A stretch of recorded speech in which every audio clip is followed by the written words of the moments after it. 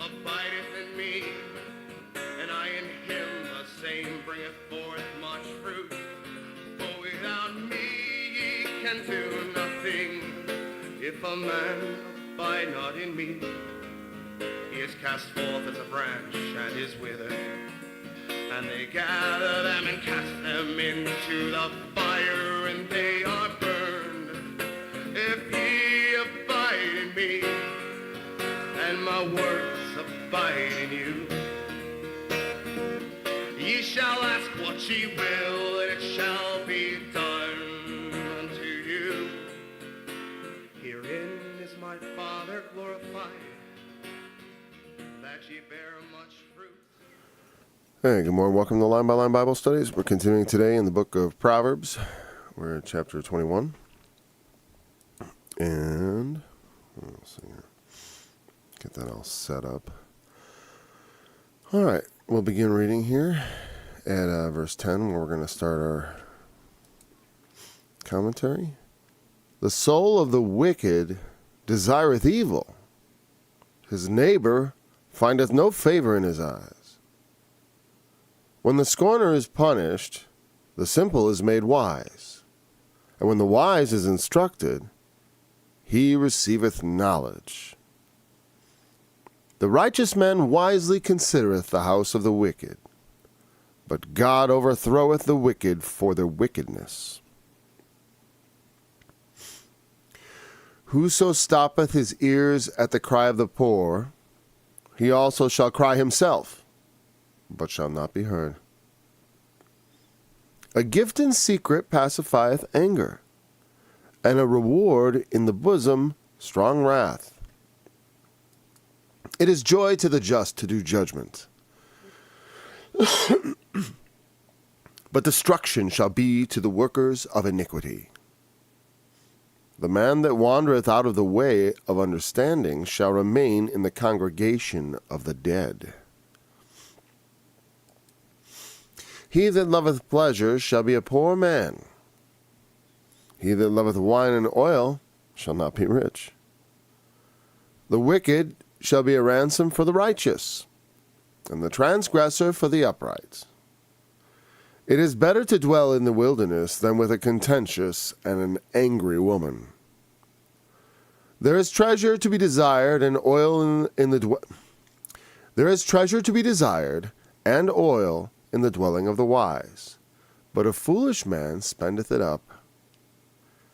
He that followeth after righteousness and mercy findeth life, righteousness, and honor. A wise man scaleth the city of the mighty, and casteth down the strength of the confidence thereof. Whoso keepeth his mouth and his tongue keepeth his soul from troubles.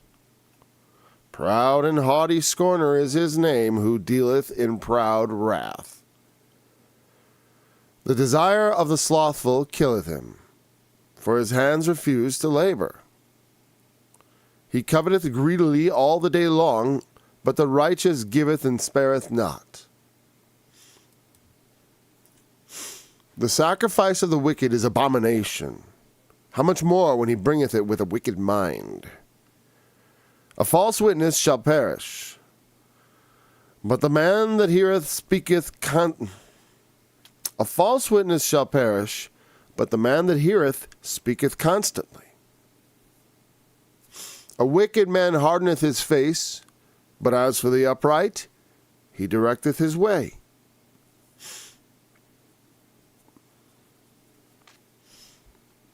There is no wisdom, nor understanding, nor counsel against the Lord.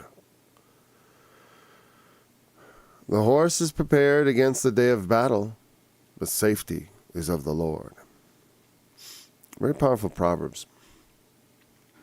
Very powerful. People that, they don't understand it, they can't live by it, and they live a fool's life and reap a fool's reward. And the soul of the wicked desires evil. They like bad things to happen to people, It's like this guy was talking about certain political parties and people are individuals, even in, that's a few names, even in Sardis, that have not defiled their garments, that it's possible among even the most wicked places to find the righteous. But that being said,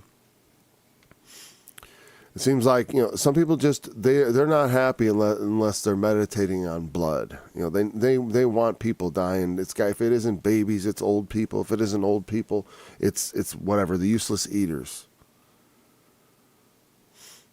There's a certain, I'll tell you what,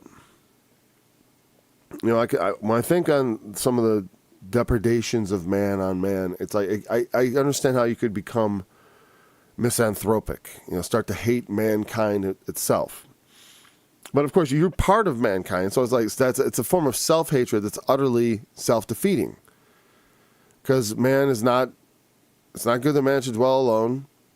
Men need to, we do best in societies. Unless we want to just live in a cave somewhere.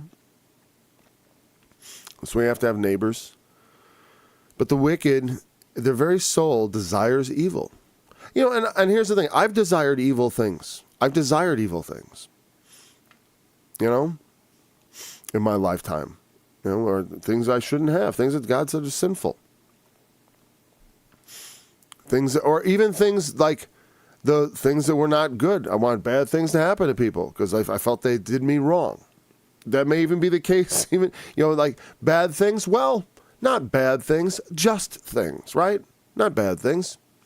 That's the difference. Sometimes it's like I told my kids when you go to places, some places you go, people hate you and you don't know why.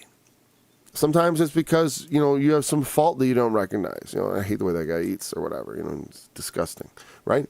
Yeah, he did, people that, like early on I used to have a big problem with, with like sniffling and stuff on camera. I gotten much better at keeping, when I have problems, when I haven't been sick much, I've been taking my vitamin D. Well, I have a little cough, but I don't have bad sinus issues on camera much, where I'll just go to another screen. But, I understand it's like, that can be a bit annoying. Like people did not like you for good reasons. Okay. Sometimes that's the case. Even if you're generally a good person, we all have flaws, but sometimes people despise you for your virtues, which is wicked. You do good at things. Oh, that guy, he thinks he's so great with his great job and all that. Despising your neighbor for the things they do well in life, that there's nothing wicked about it, that is evil. Desiring I would like to see him have some problems, and, I'd like to see his wife start turning, I pity people when I see those situations where their family life is going bad. And that's the thing, is they look on their neighbor and because their heart, their soul desires evil. When it's your soul, I suppose, I got to take that as more willful. You know what I mean? Because we think of, when we talk about a soulful man, not soulful, soul-ish, right? Soulful is a little different. Soulful is more like, that's a positive thing, just in our vernacular. So, what a soulful rendition of that song, And so the idea of soul in that sense is a totally different concept. I was talking about, dictionaries and definitions of words. Like, what's your definition of woke? There's at least 3 definitions of woke. there's multiple definitions of many things, and soul is definitely one of them. But there's a sense in which being soulish is like being selfish.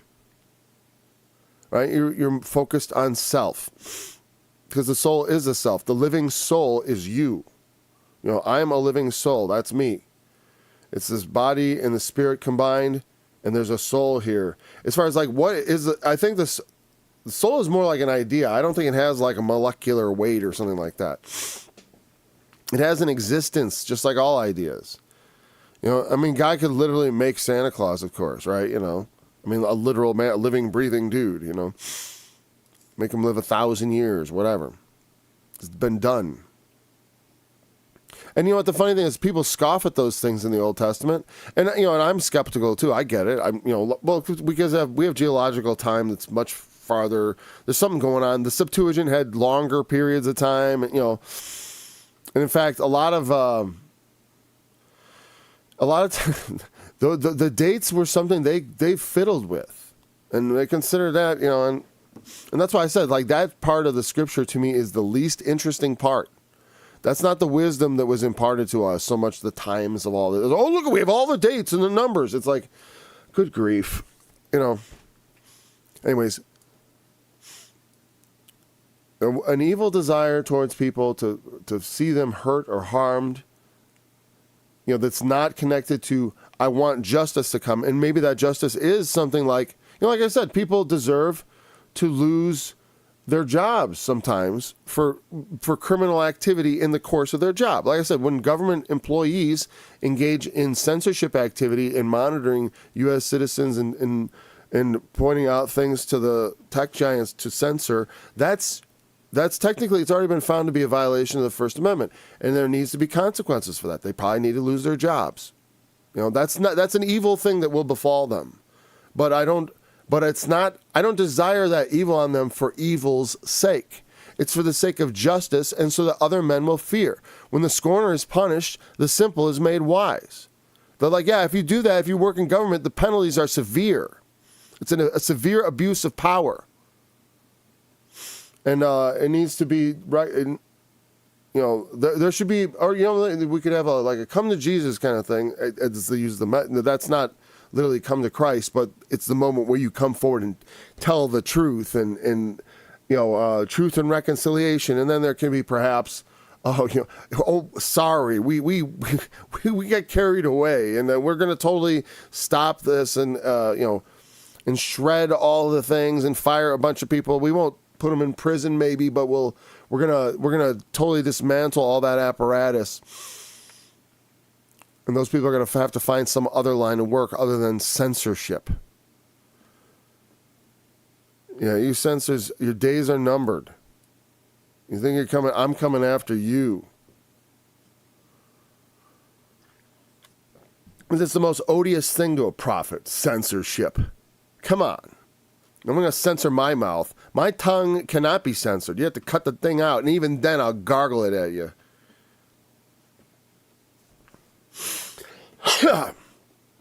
I'll use signs. And cut my fingers off, I'll wink it out. All right. Gouge out my eyes, and I'll fart it. Sorry, I got profane there. No. When the scorner is punished, that's our scorner, our mocker, or it was like ambassador. It's this weird idea, but we understand it pretty much means like, that's foreign stuff. They scorn it. When he's punished, simple is made wise. Wow. Oh, I shouldn't do that. That shouldn't do. And I said that they scorn our fundamental human rights as codified in the Constitution, which, I think constitutional rights are fundamental human rights and always should have been regarded as such. And, and the founders, I think they at their heart wanted to in some level, but they knew, of course, the society they lived in wasn't that way. They were aspirational. I still believe in those aspirations because they're Christian.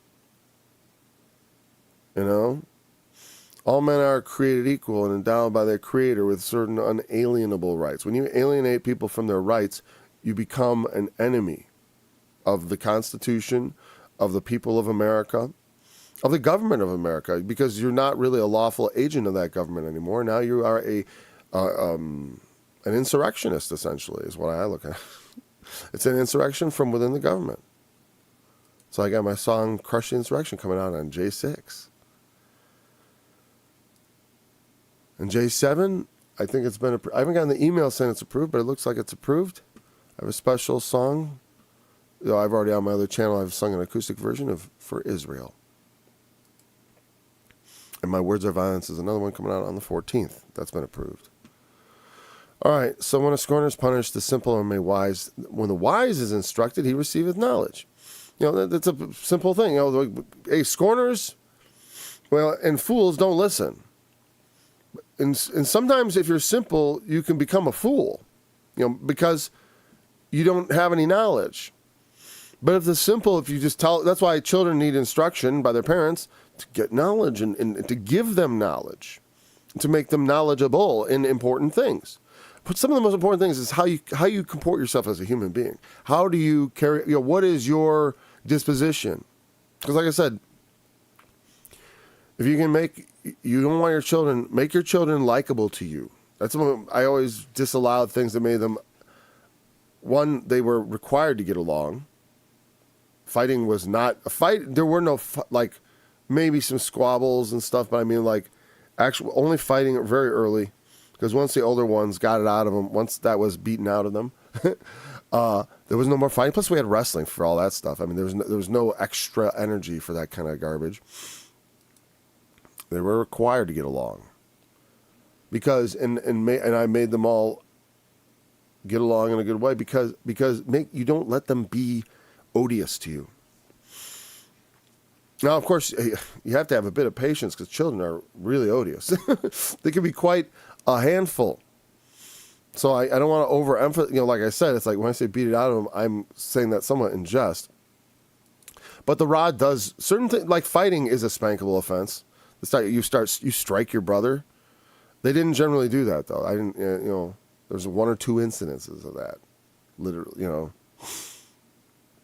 They wrestled about a bit, I'm sure, and there's some tussling and a bit of that. But as they got not in the teen years, that was all for the little guys, when you expect it.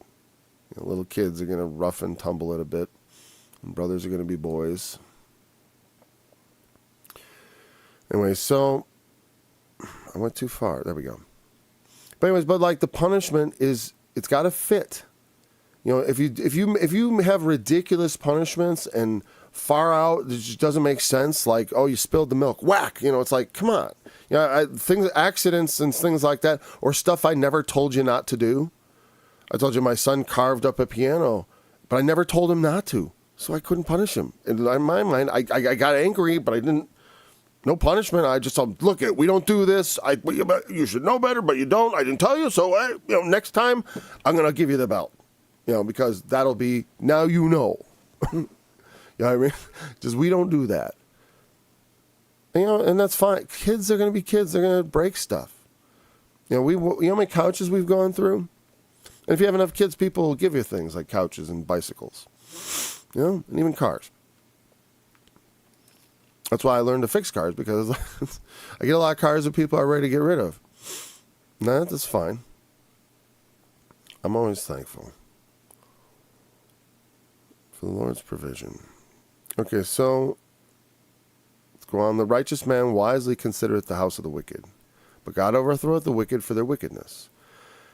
I'm going to probably look at the NIV for this, just see what their spin on it is. But as I look at this, I'm thinking, you look at the house, consider the wicked. Sometimes we look at the wicked and say, well, the wicked prosper in the ways, but also we know ultimately they fall, right? But when you consider their house, I guess my thought is, why is it he overthrows the wicked for their wickedness? It's not some other reason, is what I think is. Like, if you look at the house of the wicked, you may see some things that are quite normal, or things that are not necessarily, again, it is not those things, but for their wickedness. A lot of times people say, is it their parents' sins? Is it, something like that? Is it some sort of inherited curse? No, God overthroweth the wicked for their wickedness. Of course, that's what is deserved. That's what we all deserve ultimately, because we're all a bit wicked down deep. Or if we hadn't been told and taken instruction, if Christ had not, lightened our eyes with faith, yes, but for the grace of God, I'd go down some path of wickedness, whatever my chosen, whatever my inborn weaknesses happen to be. We all have weaknesses, and they're all common to man. They're not. Some are more common, some are less.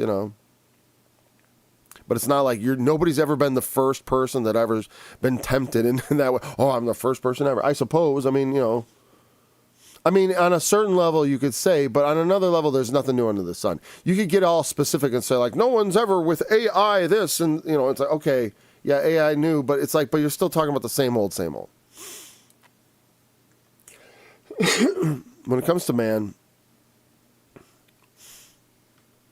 Man is very similar to how he has been. I know because I've read this book from thousands of years ago, and it's amazing how insightful it is on people of my day. All right. The righteous man wisely considereth the house of the wicked. Let's see what the NIV says about that. I'm just curious. What verse was it? 12. So let's look over here. That's fine because I pick on them, but like I said, I think that they're good translators, but they also interpret. So let's see. The righteous, 12. The righteous one takes note of the house of the wicked and brings the wicked to ruin. Oh, the righteous one. Being the Lord. I see what they're saying. That's their interpretation instead of it being about the righteous, etc., etc. Let me see what it says in the King James. The righteous man. Because it's not, I bet the word man isn't in the Hebrew. Let's look over there. Let's go back. Let's go back to the King James. Now here we have the righteous. Yeah, notice man is in brackets because it's not really in the text. The righteous wisely considers the house of the wicked. And then, but God is also added and overthroweth the wicked for their wickedness. So it's like, it probably does. I think they're probably right.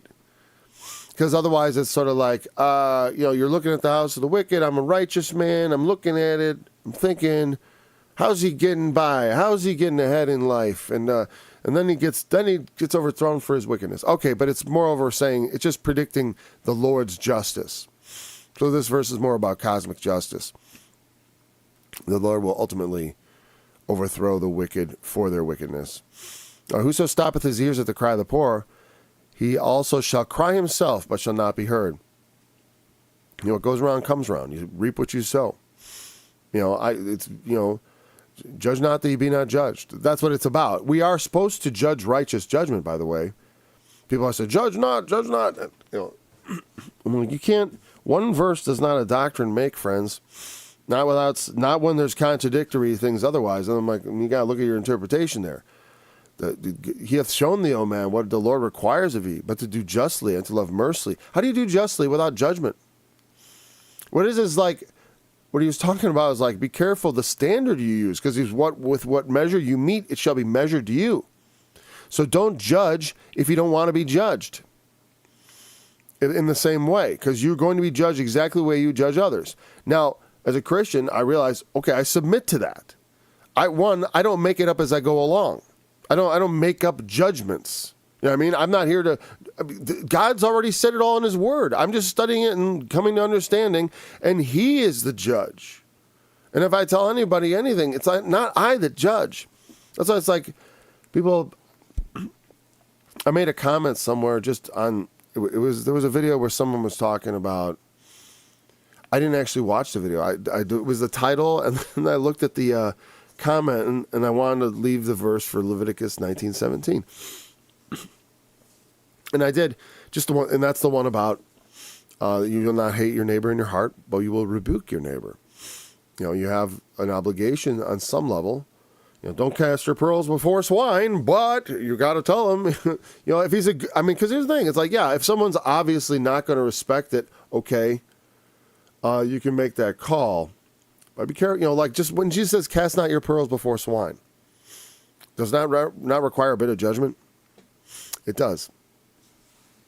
Now, you may be subject to the same kind of judgment yourself, as people may misunderstand who you are.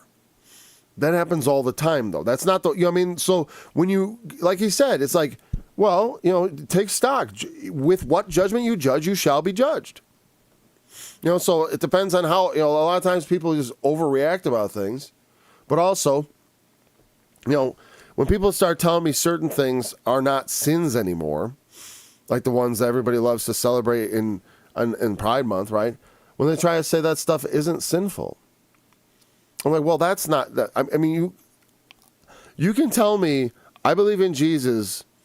I understand it's sinful, but I still do these things. And I could say, well, I still love you as a brother.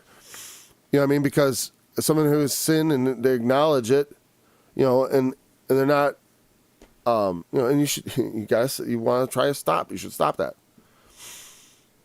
But to solidify, to make those relationships permanent and all that, to me is it's in defiance.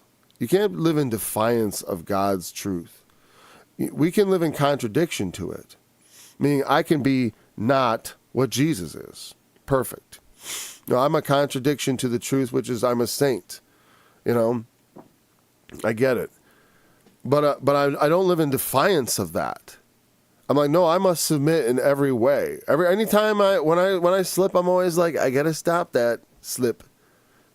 You don't submit to it. You don't say, I guess I'm just sinning. It's like, you can't just marry yourself to sin.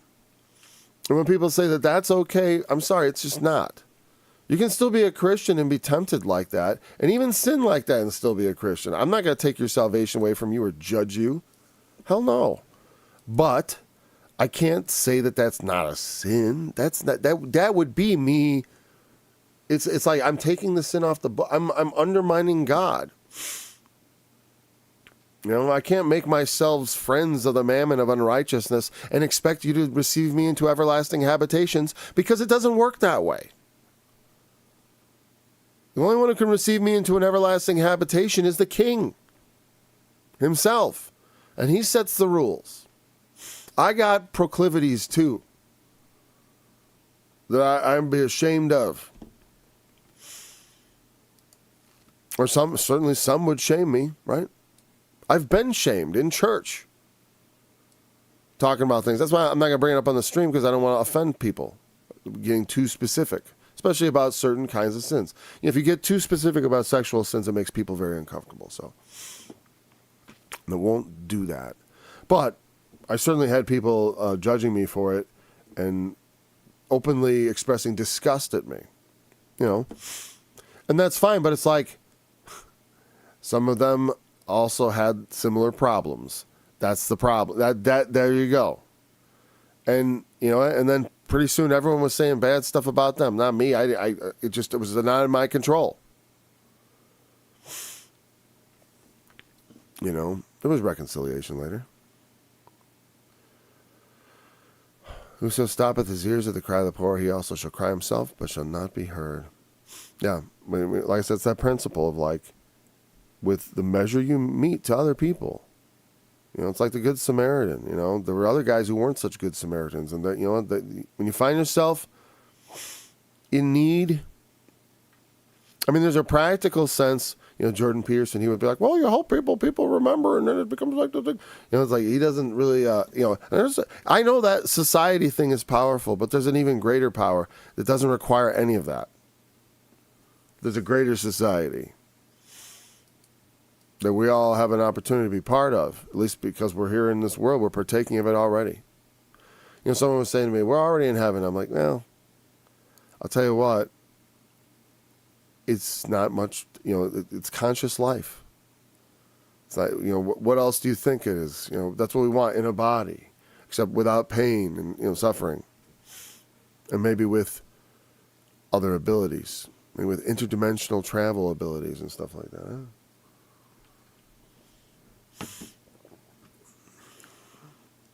A gift in secret pacifieth anger, and a reward in the bosom strong wrath. This is true, this can be true. The judges have been bribed. I think a gift in secret here probably refers to some sort of bribe, but let's see if the NIV feels that way. A gift given in secret soothes anger, and a bribe concealed in the dark pacifies great wrath. I didn't bring it up, but there you go. You see it on the very bottom there. A gift given in secret. So they say a bribe in the second one, a reward. Maybe that word is more specifically bribe. We're not going to look it up. Okay.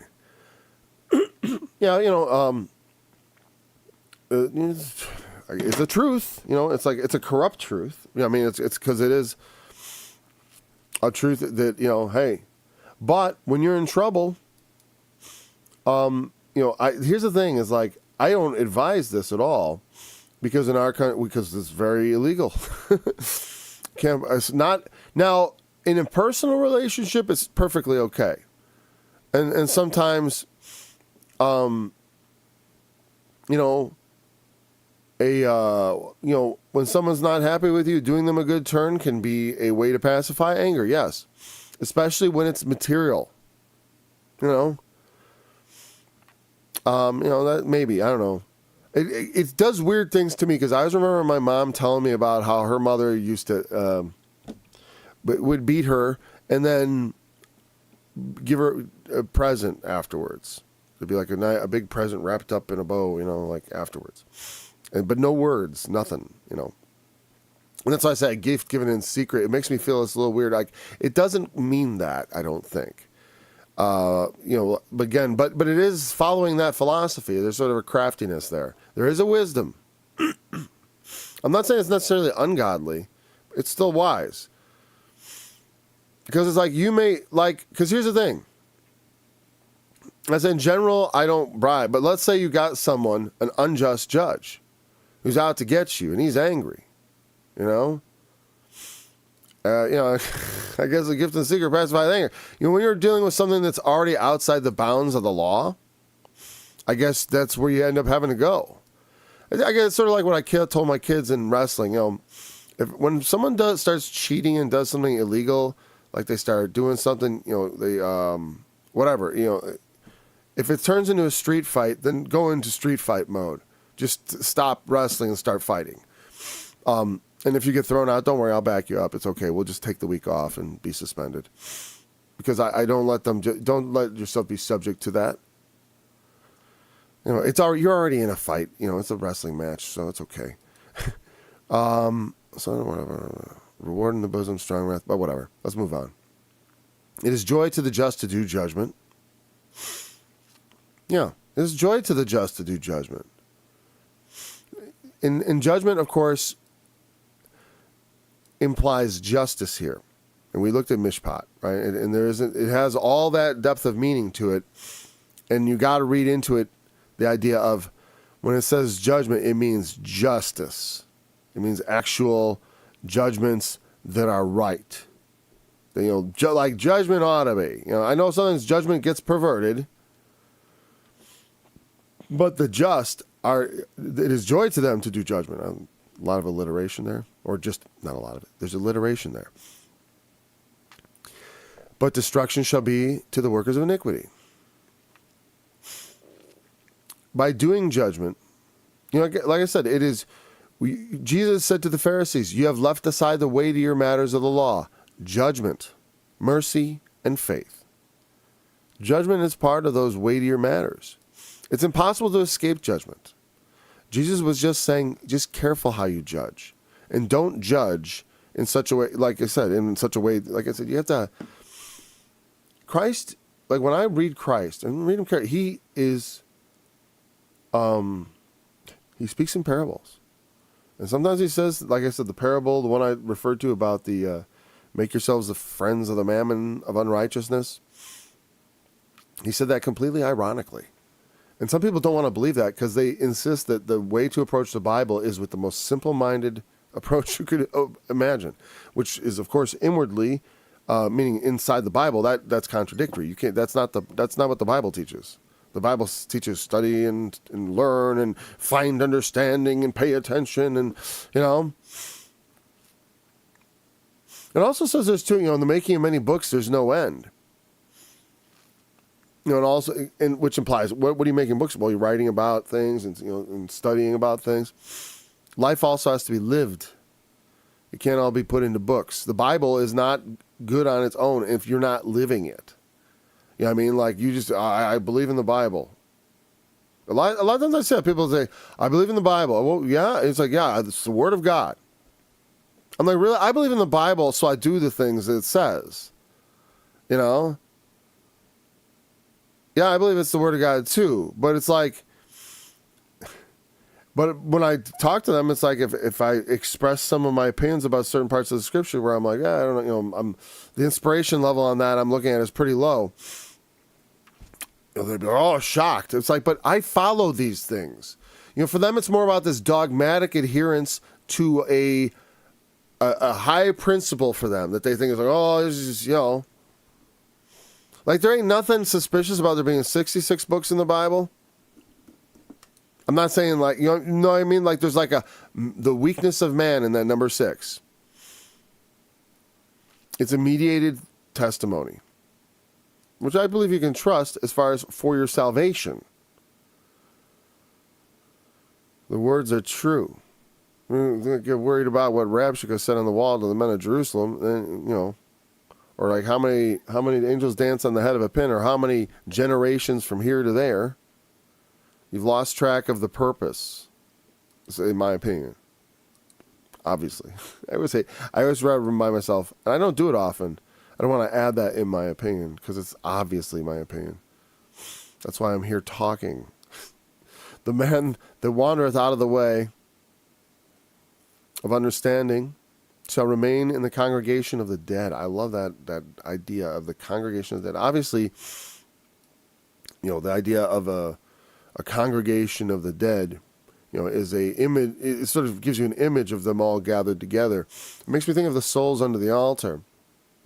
But again, I don't think of that as a literal, like they're all like they're literally sitting in a congregation and they're all just dead waiting there in a congregation.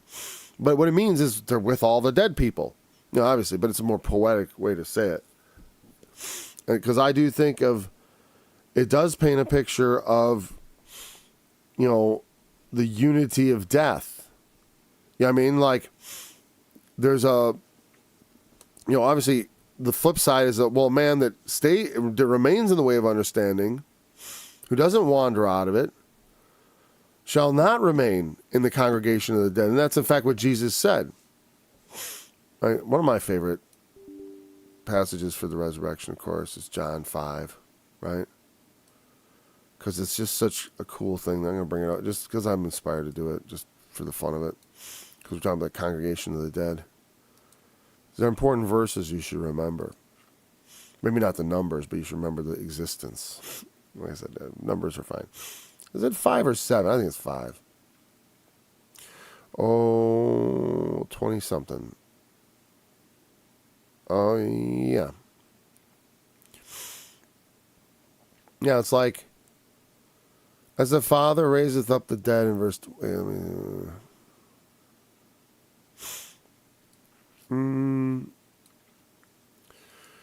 Verse 21, yeah. For as the Father raiseth up the dead and quickeneth them, even so the Son quickeneth whom he will. For the Father judgeth no man, but hath committed all judgment unto the Son, that all men should honor the Son, even as they honor the Father. He that honoreth not the Son honoreth not the Father, which hath sent him. Okay, verily, verily, I say unto you, he that heareth my word, and believeth on him that sent me, hath everlasting life, and shall not come into condemnation, but has passed from death to life. You're not even in the, right? Okay, but verily, verily, I say unto you, the hour is coming, and now is, when the dead shall hear the voice of the Son of God, and they that hear shall live. That refers to spiritual life from death, that particular verse. And it does, especially because, we will go forward and read in a moment. So here it says, because it's like they that hear shall live, right? And then he goes on about how the Father has life in himself, and he has given it to the Son to have life in himself. And in fact, the commandment he gave him was life everlasting, to make that happen. And hath given him authority to execute judgment also, because he is the Son of Man. That is what he is for. Because he is a man, he is fit to judge men. Marvel not at this, for the hour is coming. Now, he doesn't say, and now is. Notice he says, and now is over there, but over here he does not say, and now is. The hour is coming in which all that are in the graves. Notice before it was the dead, just the dead. The dead shall hear the voice of the Son of God, and they that hear shall live. But here it is, no. All that are in their graves shall hear his voice and shall come forth. They that have done good to the resurrection of life, and they that have done evil to the resurrection of damnation. That would be the first resurrection is the resurrection of life. The resurrection of damnation could also be translated the resurrection of judgment, I believe. And it's not necessarily condemnation, but maybe it is. I usually think of it in terms of condemnation, surely. But I can of myself do nothing. I hear, I judge. So that, to me, there's your literal resurrection from the dead. Now, the resurrection of damnation, ultimately the judgment when they go to the white throne, if they are cast in the lake of fire, they remain in the congregation of the dead. But notice those, they pass from death to life. They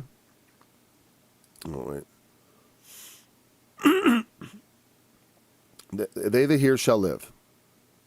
Now is the hour when the dead, we were dead in our trespasses and sins, hear the voice of the Son of God and believe on him. And when we hear, that implies the belief. We actually hear him, we live. We are already promised life from the dead. We are already risen with him. Of course, not technically, by way of promise. But a promise from God is like, from his perspective, the works are done. They were finished from the foundation of the world. That's from God's perspective. From my perspective, it's still an ongoing matter. All right, so you don't want to remain in the congregation of the dead. He that loveth pleasure shall be a poor man. He that loveth wine and oil shall not be rich. Yeah, I've definitely noticed, most of the people I know that get richer all the time, they're always getting more money. They're very frugal. I remember this rich guy that I've told the story before. Local guy, got lots of money. Probably doesn't think of himself as rich because he's not a billionaire, I guess, or whatever. He's only just worth a couple million, right? I understand that's not super rich or anything, but whatever. He's got land and stuff, and he's telling me yeah, there's this thing with a firehouse, and they feed you with all this stuff, and it's free. And he was just so it's free. It was free, a free meal. You go down there and listen to whatever. I forgot what it was all about. But I remember I noticed he seemed just so gleeful that there was no money to pay. But that's the way they think. If you have expensive tastes, you're going to run through that money in no time. That's why it's a lot of times people, they get a lot of money and they just blow it because they never had developed the habits that it would take to get that kind of money and keep it. So they just go out and buy a bunch of stuff. And, I'm pretty sure I wouldn't be able to hang on to a lot of money. Well, I would probably try. I would try. If I had a ton of money, I would probably try to put some portion of it aside. It's not like you're not allowed to, all right, But you should do the most you can with as much as you can, whatever it happens to be. I don't know. Because me personally, I always feel like I need to do more. But I have high aspirations, so, whatever. The more is required. You'll say, how much treasure do you want in heaven? Like I said, and I say that not as someone, I'm not here with my hand out, as you all know. I'm not here to collect from you. Like I said, I don't know. I don't know what anybody got or do with it. It's like, I don't know what to do. I say, because there's so many things. You see a good thing, like that child trafficking thing, and then immediately they hit him with this smear campaign. But maybe not a smear, but it's just sort of like, yeah, well, it's not, it's a problem. I'll call it a smear campaign that was true or whatever. It's like, someone can do a lot. I know from personal experience that you can do a lot of good and still not be a perfect person. And some people would look at parts of your personality and judge you harshly.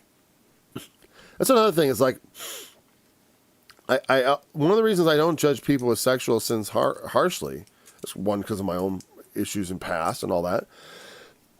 But also, I do think that it also applies across categories. It's like, meaning, yeah, you don't struggle with drinking, but you got a porn addiction. Yeah, you don't have a marijuana problem, but you beat your wife. It's like, what I'm saying is people often choose a group to look down on, and it's just the thing that they're not tempted in. It's like, oh, you're particularly, you don't have an issue. There's no sort of. Now, I've stolen, but I was pushed into it by other kids. You know what I mean? And I was willing to be that wicked. I was willing to do it. But, and I was tempted once even as an adult. I talked about that. But, I made restitution. So, And I think I did I restored some fold of it, Basically, I walked away from a $30 iPass deposit. That's basically what it was. Actually, it was the whole fund of it because my thing stopped working. Anyways, then I was like, they're like, the money will go into a thing, whatever. You guys have it. He that loveth pleasure shall be a poor man. He that loveth wine and oil shall not be rich. Yeah. If you like rich things, they cost money, and you're not going to be rich. You're going to have rich things, you'll gobble them up, and that's just the way it is. And and actually, to me, the thing is like, wine and oil, okay, I mean, I always like to buy top quality oil, and it's an important part of our, and I have red wine vinegar, that's real cheap, and that's not the same as wine, obviously. In fact, vinegar is what alcohol becomes after it breaks down. Anyway, so vinegar, well, whatever, it's not expensive. What I'm saying is, like, I do think, like, food-wise, I like to buy high-quality food, and I think it's almost necessary in this day and age to avoid eating a lot of the junk that you're offered.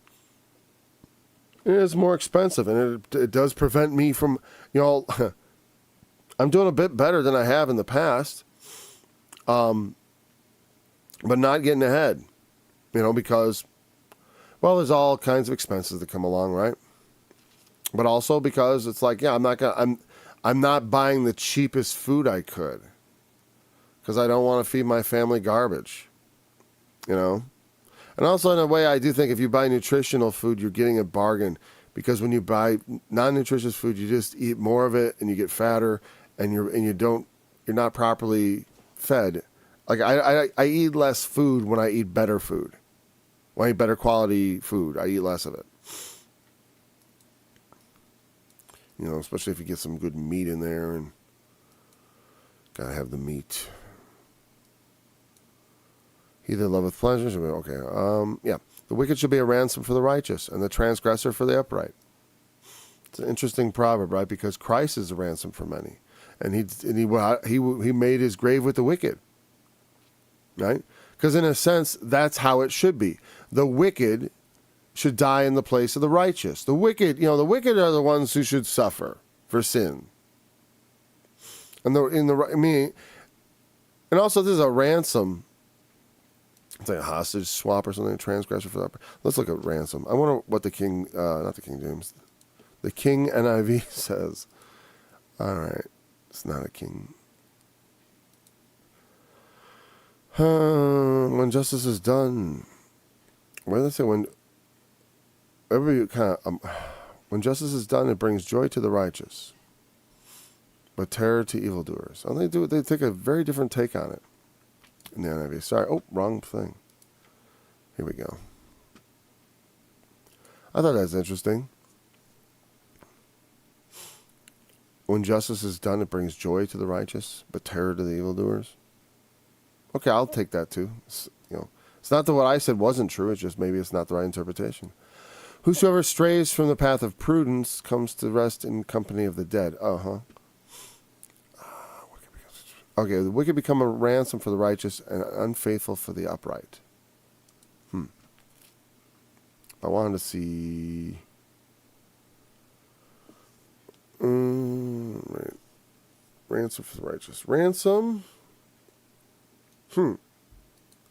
Kofer. Hold on. Is that the same word as reward? No. Shahad. A gift. Remember we had the word gift here, and we had reward. And here we have ransom. Now the quick definition for ransom here is a bribe. Kofer, the first one, the price of a life. Ransom. So that's, wait a second, Kofer. Where was Kofer?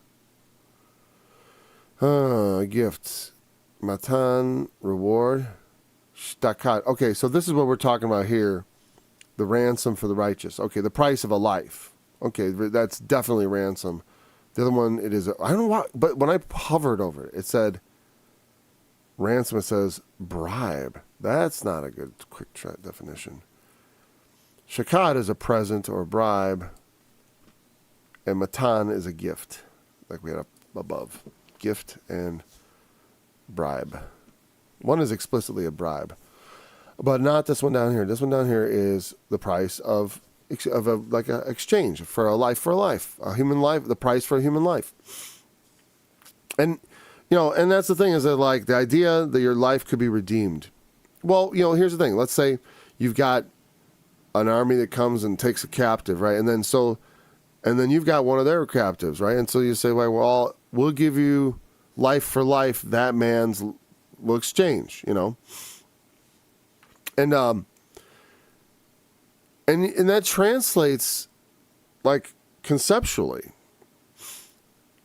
into a similar thing with God, because he has something against you, right? He has something against you, like you're his hostage, in a sense, like he being like, well, we are ultimately all going to be brought before, or I've passed from judgment to life myself, but humankind has been promised a judgment, is that once given to men once to die, and after that the judgment. And some men's sins go before them to judgment, some men's after. I'd like to get in there early.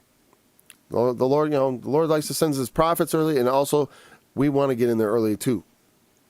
We want to rise up early ourselves.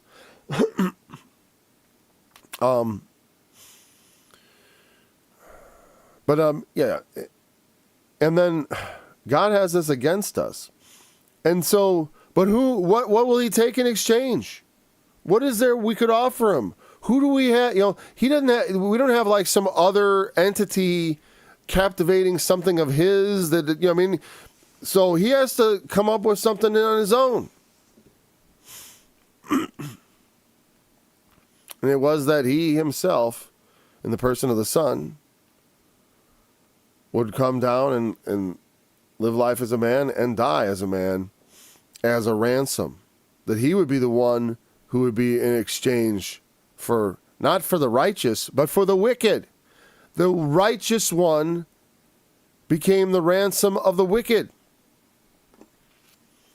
As it is so much more often in the world, though, it's funny. But through our faith in him that laid his life down willingly, everything, all things that are upside down can be set right. The crooked will be made straight, and the rough places made plain. Let's go back to the text. The wicked shall be a ransom for the righteous, and the transgressor for the upright. Ultimately, it does mean that this is the wicked will fall, and the righteous will be upholden. The righteous are going to live, and the wicked are going to die. That's the thing. They were, and being a ransom is really just a metaphor for that. Because they're the price for the righteous, that the righteous may live. It's like, well, what happens to the wicked? Will they just go free? Well, not exactly. It is better to dwell in the wilderness than with a contentious and an angry woman. Yeah. We've been talking about this a couple of times. Proverbs mentions it several times, It's proverbially true, and I've told you before. Don't contend with your husband. You should entreat him. Entreat him, And as a husband, love your wife and value her for what she can offer. I don't know. I don't know. It's like a lot of times people, I don't know. Like, I don't take charge of everything. And don't expect your husband to be like this, do everything, everybody. I don't do everything. I can't. I'm not going to be in charge of everything. I don't want to be in charge of everything. Even though I am in charge of everything. But I don't want to, like, hands-on all that stuff. So a lot of that gets delegated to my wife. And a wife shouldn't despise her husband if, like, parts of the things, I'm trying to think, like, the kids took over a lot of the chores I used to do. I do higher-level chores now, actually. I build things instead of, raking leaves or whatever. Not that I ever raked many leaves. I planted the trees that created the leaves, because back when the kids were little, we didn't really have any trees. So, but now the trees are grown just like the children.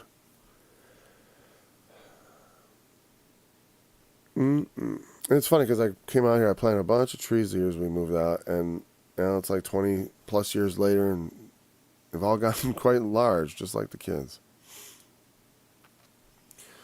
So, I don't know. Do I want to go on about husband and wife relationship? I feel like I covered that.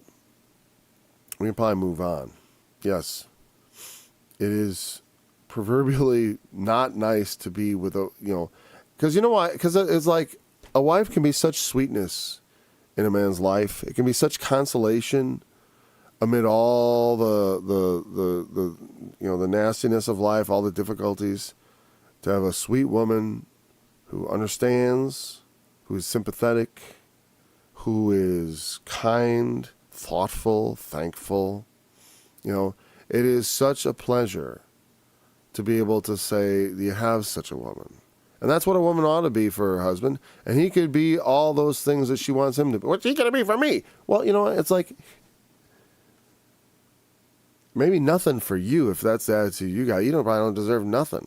As far as I can tell, I wouldn't consider a woman like that. Don't get anywhere near a woman that's contentious.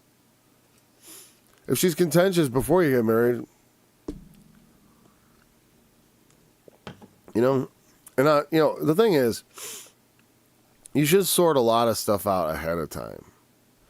Like, I don't believe in dating, per se. I mean, I believe in dating, like go out on a date with someone maybe and find out if you want to ever see them again. Because, what I should say is, like, find out if you think there's any any possibility you might, or find every reason for eliminating them from consideration as a potential spouse. Like, I would go on a date, that's what I was planning on doing before I met my wife.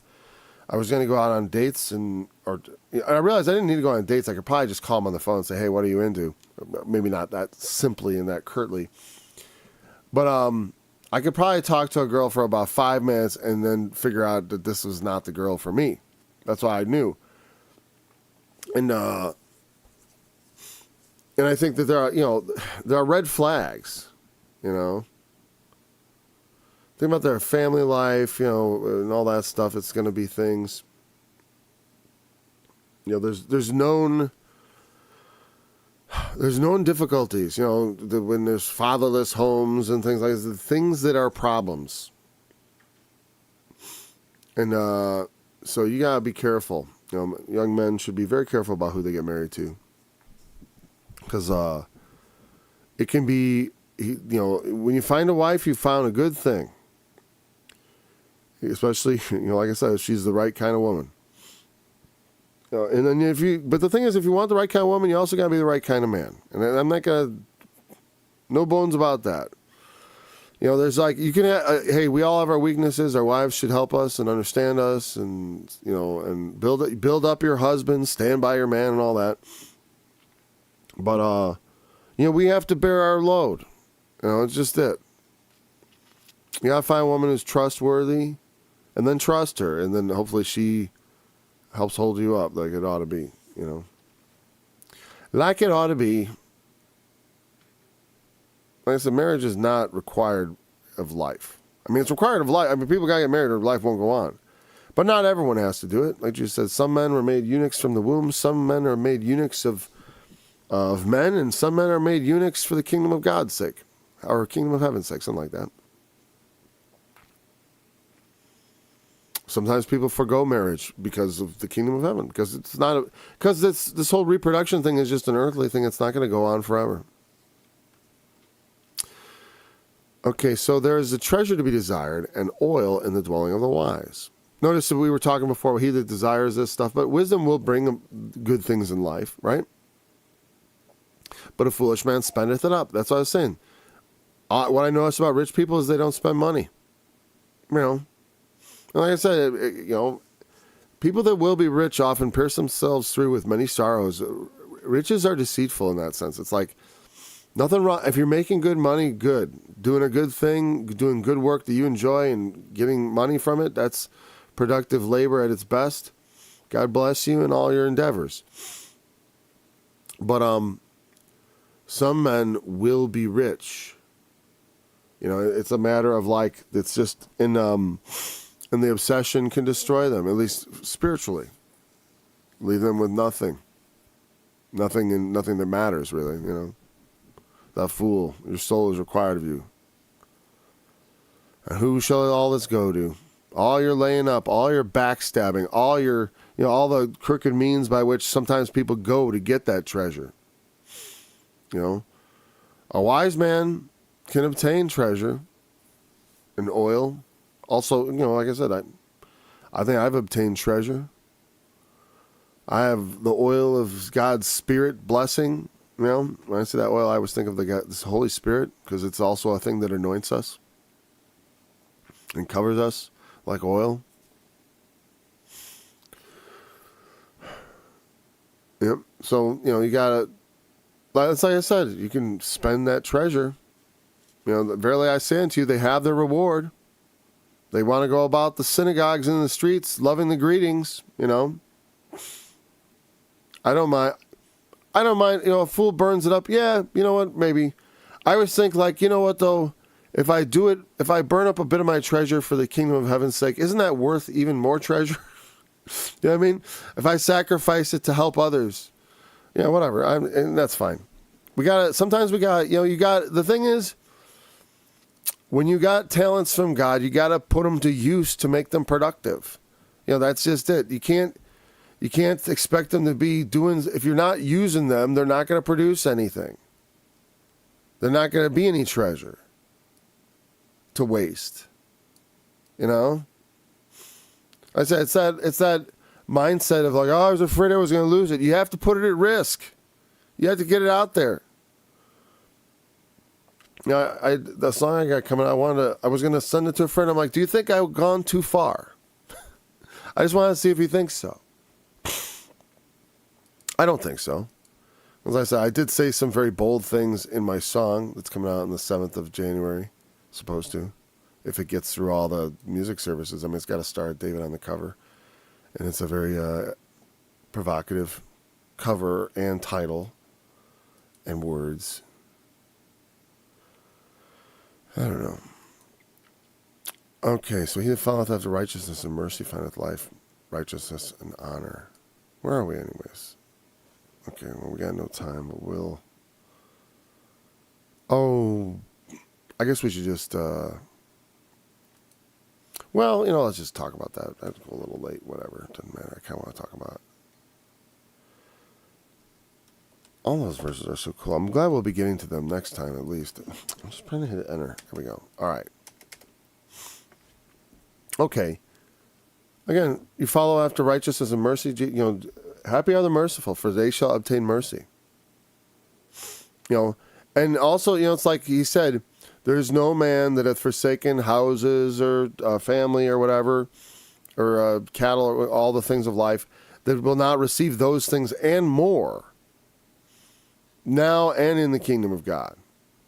Because like I said, there is an aspect, there is an aspect to which, yes, you are in the kingdom of heaven now. It is among you. The Spirit of God is here. The King is on the throne. But Satan is, yes, he goes about in the world, so at least his spirit does, right? So I do think there's a way in which it is probable he will be more active in the world even than we know now. Because there's a sense in which, woe to the inhabitants of the earth and of the sea, for the devil is come down unto you, having great wrath, for he knows he has but a short time. I don't feel like we've really been there yet. We've had some pretty bad times. I don't know. Well, we'll see. Not we personally, I mean humanity overall. Over the scope of history, there have been some pretty awful times. We've dwelt in a period of unprecedented peace, actually, which is, I guess, rapidly collapsing and coming to an end, unfortunately. Yeah, so when you follow after good things, you find more than that. Righteousness and mercy, you get righteousness, life, the most important thing of all. And notice again, following after righteousness is a path to to indeterminate life. Because it'll say they remain among the congregation of the dead. Well, what's that imply? That not everyone does remain among the congregation of the dead. Like I said, the book of Proverbs is a resurrection book. More so than probably any other book in the Old Testament. Maybe Psalms, has another, but more so because it's I want to say, well, if it's not single authors, they definitely kept the style. You know, it's like there may be more, though there's more authors than Solomon. That's even in the book. But up to this point, I think we're still in the Proverbs of Solomon. I believe. I haven't checked that, what was it called? The table of contents or whatever, the graph I had. It's in a while. Maybe I'll check that out. But anyways, so the things, when we do fall after the things of God, we get more than we bargained for. Life, righteousness, and honor. And not just the honor that, the honor of men. That's what people always mistakenly seek. They look for honor among men. When ultimately, and that results in what we have, a society of deceit, where people use deceit and all manner of, to get honor from people, to get people's eyeballs to look at them and stuff. I know there are people who pay for other people who put their pictures online and stuff. I've never gotten into that garbage. But I know that exists, right? And it's sort of like, and they use filters to enhance themselves. It's like a lot of it's a lie. It's like they're not even who they say they are, appearing to be. Or whatever. To just gain influence and have people say nice things about you. And people sell out. They sell out their souls to whatever their principles are, in order to get that fame and honor that among men that they seek. Even if, you get a ton of people that hate you, if you have enough people that love you, you don't care. But the true honor that only comes from God is not so cheaply bought. That's the thing. It's not, you can't, if you want true honor, it doesn't come cheap. You can't just take a photo of your pretty face and expect people to, and God ain't going to throw dollar bills at you or whatever. You have to, following after righteousness and mercy is a path that is, you have to, it's something you live out. Like I said, it's not just something you can just say you adhere to. You have to actually live it. It's following after righteousness and mercy. It's you have to follow up on your faith. Your faith is what saved you. So why are you sitting around doing nothing? You have faith in Jesus? Well, Jesus warned about people with one talent just burying it in the earth. So get moving.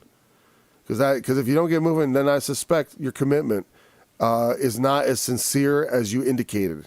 Okay? It's like, that's pretty much it. Do you think God is impressed with your commitment and faith to him? Probably not, huh? No. Anyways, thanks for joining me.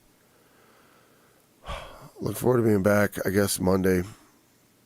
Anyways, until then, remember the testimony of Jesus is the spirit of prophecy. Amen.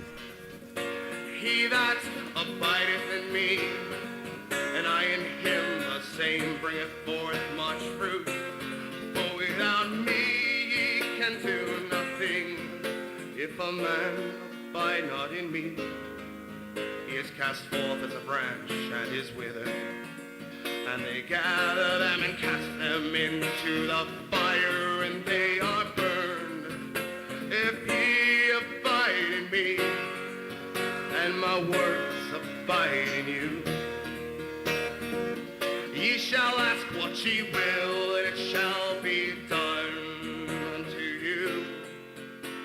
Herein is my Father glorified, that ye bear much fruit.